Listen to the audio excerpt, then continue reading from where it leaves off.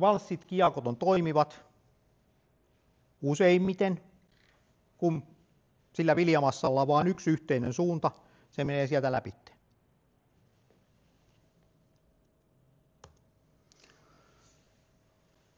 No mitä on näin niin kuin tavoitteena? Rouhe, jonkinlainen murske, murskattu tavara. No sitten siellä on tietenkin tämmöisiä haasteita, varsinkin kun on kuivaa tavaraa, ja mitä kuivempaa tavaraa ja mitä kovempaa tavaraa, niin siellä on se kuluminen, ja aina kun siellä vähänkään on kulunut, niin aina käytännössä se tarkoittaa sitä, että työn laatu heikkenee. Toisin sanoen, aina pitäisi olla niin kuin vimosan päälle vireessä olevat valssit tai kiekot. No, maailmalla on tarjolla isoa ja pientä kehää. Mikä sitten toimii paremmin? Mitä tuossa on nyt katsellut kaiken maailman nettisivuja, niin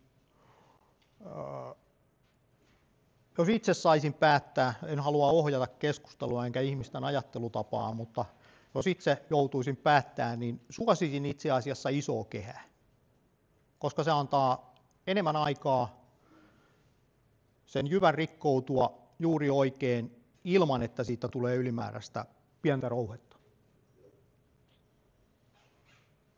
No, muutama kommentti soittelin myöskin käyttäjille, mikä on niin kuin näkemys siitä, niin jos verrataan valsseja ja kiekkoja keskenään, niin kiekot läpäisee sen 1,25 puolitoista kertaa helpommin tavaraa kuin ne valssit. No, onko se totta? En osaa ihan tarkkaan sanoa, mutta tietyllä tavalla se lähtökohta voisi olla esimerkiksi tommonen. Kohta rupeaa tulemaan kuvia ainoastaan yksi. Sitten rupeaa tulemaan kuva ja video. Mitä mä pidän aivan loistavana asiana tuoreviljassa on se, että sitä voidaan tehdä kuitenkin kauppaa. Mitä se on? Vilja toimitettuna pihaan, sinne kentälle. Siellä voi kaikki jäähdyttelijät ja sivuansioviljelijät ja kaikki muut käydä keräämässä ne puidut viljat sinne ja lykätä sinne kentälle, koska siellä on monella ongelmana se kuivauskapasiteetin puute, vanhuus ei kerkiä niitä kaikkia siellä kuivattaa. Millaisilla kauppatavoilla sitten hoidetaan? Mun mielestä mitataan kosteus, hehtolitra paino, kärryn paino, ja jos on jotain erityisiä etuja, niin siitä sitten sovitaan hintaa. No, näitä muutamia tapauksia, kun tuossa kattelin ja mitä oli juttujakin tehty, niin kyllä se sitten lopulta rupeaa olemaan rajoittava tekijä, se esimerkiksi nyt sitten puimurin teho. Että saadaanko ihan oikeasti niin paljon tavaraa aikaiseksi, kun on iso mylly. Ja seuraavana tulee se siirtokapasiteetti, kun sitä viljaa toimitetaan sinne pihalle murskattavaksi. Tästä puhuttiin äsken jo. Mistä pitäisi päästä eroon? Siitä odottelusta. Tavaran pitäisi liikkua mahdollisimman nopeasti. Sen jälkeen, kun se on kerran puitu tai koko viljana kerätty tai mitä muuta, mitä sillä voidaan tehdä, niin itse asiassa laadun heikkeneminen alkaa ihan tasan juuri ja tarkkaan siitä. Sama se on nurmipuolella. Heti kun niitto on tehty, niin sen jälkeen pitäisi olla suoraviivasta toimintaa, että tavara saadaan kerättyä ja lyötyä varastoon ja varaston ovet kiinni, säkki kiinni. Tai siis tietyllä tavalla tästä samasta ongelmasta puhutaan. Siis se ilman säilöntäainetta tai se ilman kanssa tekeminen, niin se ei ikinä paranna sen tuotteen laatua. Positiivisia asioita. Mahdollisuus ostaa kasvusta ja pystyyn. Saa itse päättää, koska mä sen kerään. jos se vaan ylipäätään on mahdollista. Ohitetaan toi. No, millaisia vaihtoehtoja sitten on sitä erilaista? Puhutaan nyt sitten kuivaamattomasta viljasta, kun sehän on vähän niin kuin tuoretta, mutta se on kuivaamatonta. Tätä ei välttämättä ollut viime vuonna päivillä, mutta tällä seudulla on ainakin muutamia, jotka iskee sen kuivaamattoman viljan sinne ilmatiiviiseen säiliöön. Tuossa on esimerkiksi tuommoinen 1700 motin säiliö, tämä on itse asiassa sika, on siellä nautojakin nykyään, mutta vuodelta 2014 kuvat, niin sen jälkeen kun se on siiloon täynnä, niin sinne laitetaan, siis normaalistihan vilja tuottaa itsekin hiilidioksidia sen jälkeen, kun se laitetaan umpinaiseen tilaan tai polkoon vaikka avonaisessakin. Mutta tietyllä tavalla se, että tässä varmistetaan sillä lisähiilidioksidilla se, että syrjäytetään sitä happea ja se käyminen lakkaa nopeammin. No, investointi on noin vähintään 10 vuoden periodilla täytyy miettiä, mielellään 15. Ja se, että siis positiivista on se, että tänne voidaan hyvin erilaista viljaa, eri asteissa puitua viljaa varastoida. Sitten se tyhjennetään, tuossa on yksi kuva sieltä purkupuolelta, että siis sehän on kokonaan ilmatiivis, toisin sanoen ilmaa ei missään tapauksessa saa päästää sinne sisään mistään. Ilmalukon kautta otetaan tavara pihalle ja syöttöön myllytetään erä kerrallaan. Mikä on yksi vaihtoehto? Tälläkin seudulla tehdään koko viljaa. Mutta mikä on siis normaalistihan koko vilja tietenkin otetaan sieltä suojaviljana kylvetyn nurmen päältä pois mahdollisimman lyhkäiseen sänkeen 10-15 senttiin. Mutta itse asiassa tuossa yhden kaverin kanssa juttelin, että hän korjaa myöskin asiakkaalleen niin, että sieltä jätetään se pitkä sänki ja otetaan ainoastaan ne tähkät kyytiin. Siihen jää toki vähän myöskin jyviä. Luultavasti peltoon ei niitä kaikkia saada siinä niittävällä pöydällä kerättyä, mutta tietyllä tavalla riippuen siitä ruokinnallisesta tilanteesta, niin sun ei tarvitse ottaa sitä olkea. No tehdäänkö sille oljelle jotain muuta vai lyödäänkö se murskalla sitten silpuksi sinne, niin sehän on sitten taas se näin niin kuin ajatuksellisesti se toinen vaihtoehto. Tai sitten se niitetään eriksensä ja käydään keräämässä ne oljet sieltä vaikka kuivikkeeksi.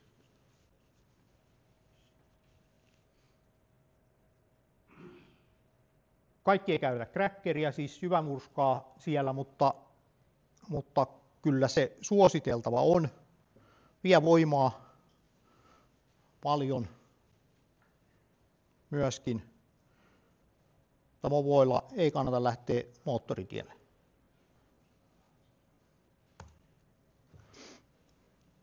No mitä on Suomessa vähemmän? On nämä erilaiset tuupikäärijät, joilla säilötään viljaa, siis puitua viljaa. Näitä on lähinnä tuolla Keski-Euroopassa. Suomessa en tiedä yhtään.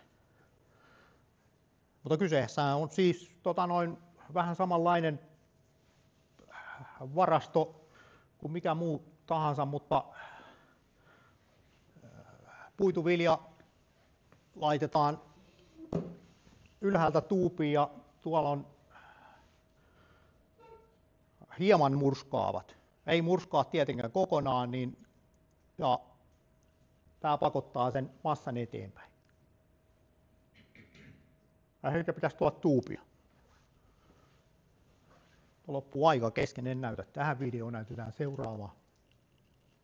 Puintikapasiteetti ei ole jarruna, saadaan lyödä tavaraa sisään, ei ole aikaan sidottua, toisin sanoen työ voidaan välillä lopettaa ja odottaa seuraavaa puintia tai iskeä tuubi kiinni, ja aina kun tavaraa tulee, niin tehdään uusi tuubi tai toinen vaihtoehto, jatketaan vanhaa.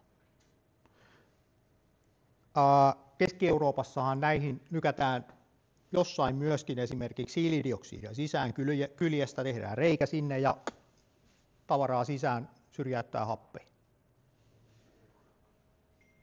Edellyttää sitä myllytystä ennen käyttöä tietenkin. Toisaalta yksi työvaihe seuraa siinä tuupin purkamisen jälkeen, koska tuommoisella myllyllä, mikä tuollakin nyt sitten näkyy, niin ei valitettavasti saada sitä jyvää semmoiseen kuntoon, että se naudalle olisi riittävän hyödyllinen. Yksi erikoisimmista tapauksista mielestäni, mikä on tullut vastaan, sai 2016 Eurotiirissä hopeamitalin tämmöinen Raspen pohjapurkuvaunuun liittyvä tämmöinen murska, mitä ei itse asiassa käytetä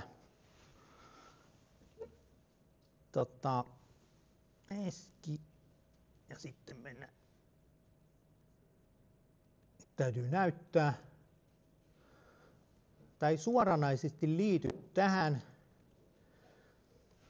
Aukesko? Nyt menee siis tässä ne tekee kompostia. Mutta näin niin kuin huonosti teknisenä ihmisenä kiinnostaisi tietää, että miten tällainen onnistus siilon päälle. Ajaa tämmöinen laakasiilon päälle ja tyhjentää se sinne ja purkaa kerros kerrokselta sitä tavaraa sinne siilon päälle. Olisi osittain murskattua valmiiksi. Palaamme esitykseen.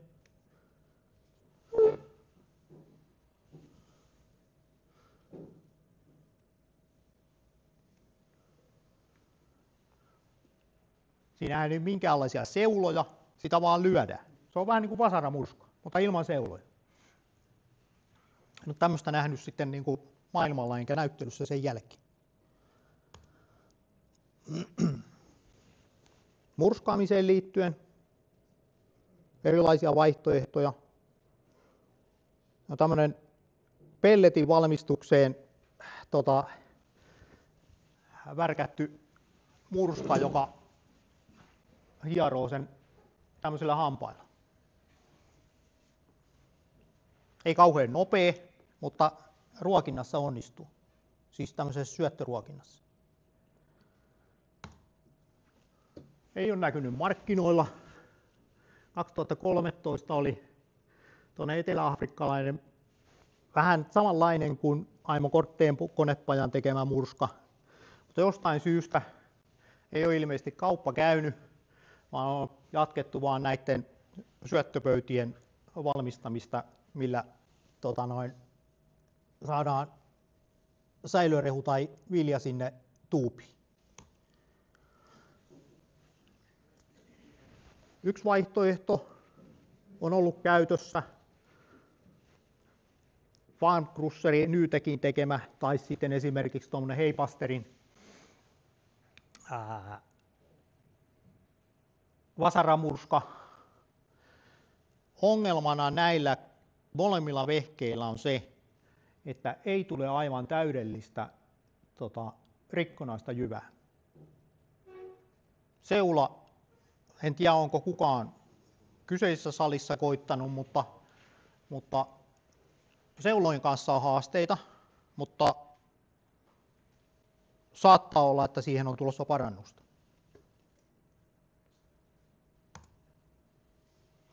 No sitten hieman, kun en käynyt päivillä, mutta luultavasti siellä oli tämä, toisin sanoen Rennin valssimylly paikkakunnalla lienee ainakin yksi tiettävästi.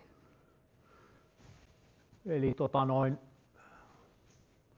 nimenomaan sen märän ja kuivan puidun viljan murskaamiseen.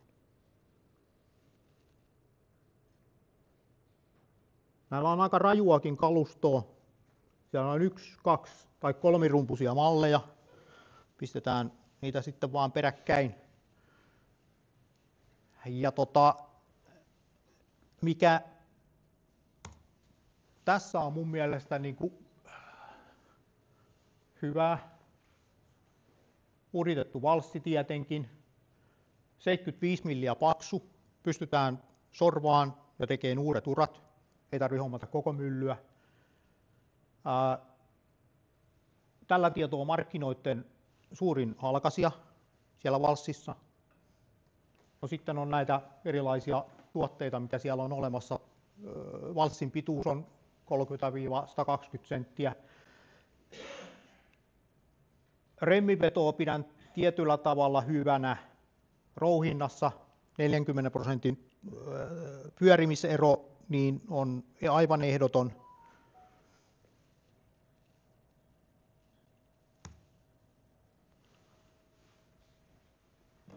Sitten on melkein paikkakuntalaisia Aimakortteen konepajan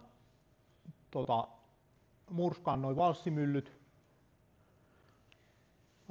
Tuotteena hyvä mielestäni, hieman hankala huoltaa, ja varsinkin jos sinne menee joku vierasesine, niin on vähän työläs ottaa pois, kun ei minkäänlaisia aukeavia luukkuja.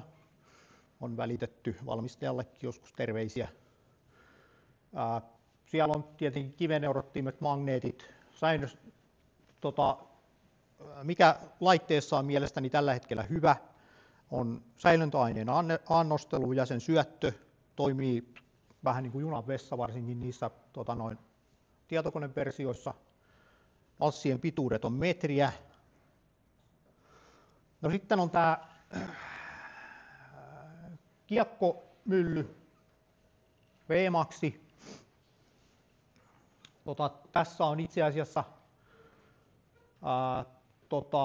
tuolta Etelä-Pohjanmaalta kuva, siis tämä on nyt niiden isoin malli, eli 40, nykyinen 4-tonninen siis varmaan. 2 myllyllä, siis vaatii ihan oikeasti tehoa, ei kannata millään mopolla lähteä pyörittämään. Tässä tapauksessa 20% tavaraa, polttoaineen kulutus noin 51 litraa tunnissa, mutta tavaraakin tuli se 50 tonnia tunnissa. Ja Eskillä ja täältä piti päästä uudestaan tonne. Katsotaan tosta. Toivottavasti ei tule mainosta tähän väliin. Yleensä ne tuppaa tuolta netistä aina ne mainokset silloin. Logistisesti mun mielestä aivan loistavasti rakennettu. Ainoa, että toi Kauha esimerkiksi sipasi tästä äsken sen kerroksen pois, että jos kerran pistää jonkun tavaran johonkin, niin antaa sen olla siinä eikä lähde sitä uudestaan vatkaa, mutta aina sitä voi pikkusen epäonnistuakin. Mutta nimenomaan se, että aina kerrokselta ilman sen enempää purkamista, niin näin se vaan pitäisi toimia. Tavaraa tulee ihan niin kuin silleen reippaasti.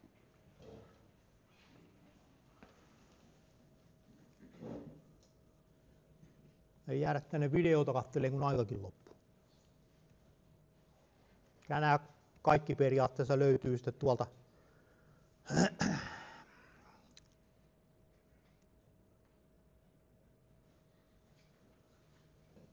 kliks. Logistiikka kuntoon. Nimenomaan siksi, että päästään siitä laatuheikkenemisongelmasta eroon. Viritetään se ketju siihen malliin, että tavaraa on pihalla riittävästi ja tulossa, että se ei siellä seiso. Tässäkin tapauksessa oli se, että aikaisemmin yksi ihminen kerkisi hoitaa molemmat, mutta sen jälkeen kun hommas isomman koneen, niin sen jälkeen tarvii olla 2 konetta koko ajan liikkeellä. toisin sanoen kasa pieneni, vaan niin kuin, ei tarvinnut yötä päivää tehdä sitä.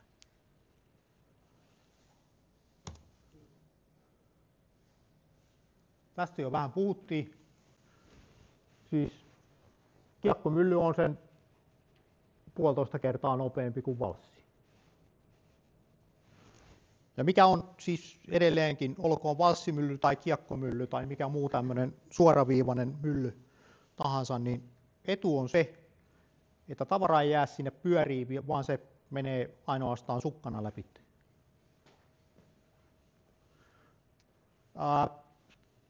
Tälläkin on hernettä ja härkäpapuseoksia puintikosteena laitettu läpi, että ilmeisesti ihan toimiva laite. Sitten on Rivakan Nipere Rivakka Greenmasteri G-mylly.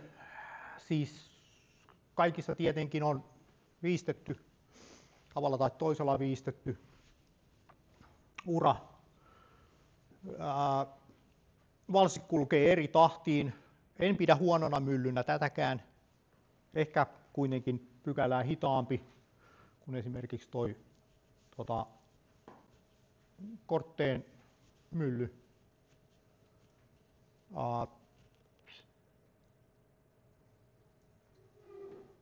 Yhtenä ongelmana pidän sitä, että halkaisija on ainoastaan 250 milliä. Menee liian nopeasti tavara ehkä läpi. En osaa ihan tarkkaa asiaa analysoida, mutta tämmöinen nyt menee jo yliajalle. 2 kalvoa enää.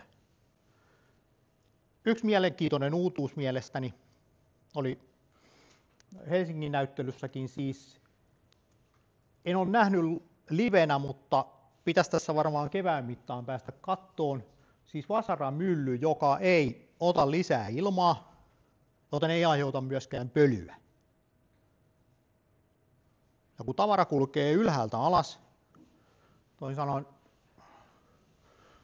tämä ritilä on täällä pohjalla ja täällä on siis sitä hakkaa koko ajan, vähän huono kuva, mutta kun on tarkentanut väärin, niin siis hakataan koko ajan vaakasuorassa ja tavara putoo alas ja menee sivulle, niin ei jää sitä tavaraa pyöriin sinne myllyyn.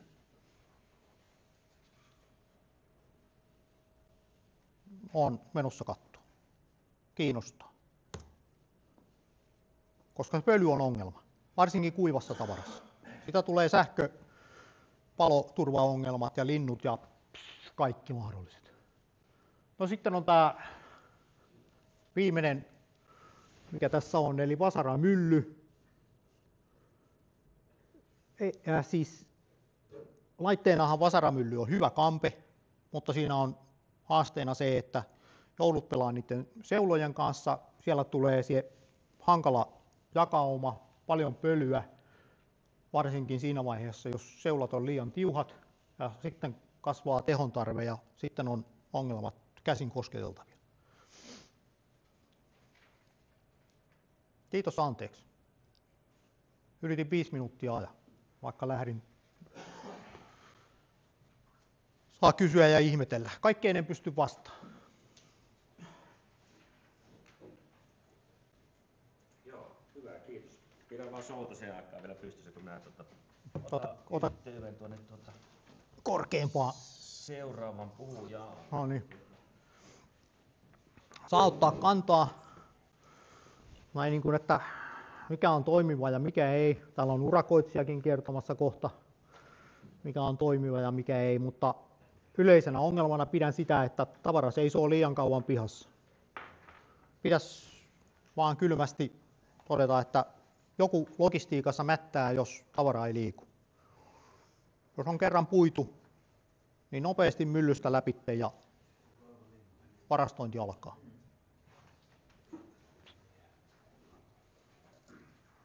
Kiitos.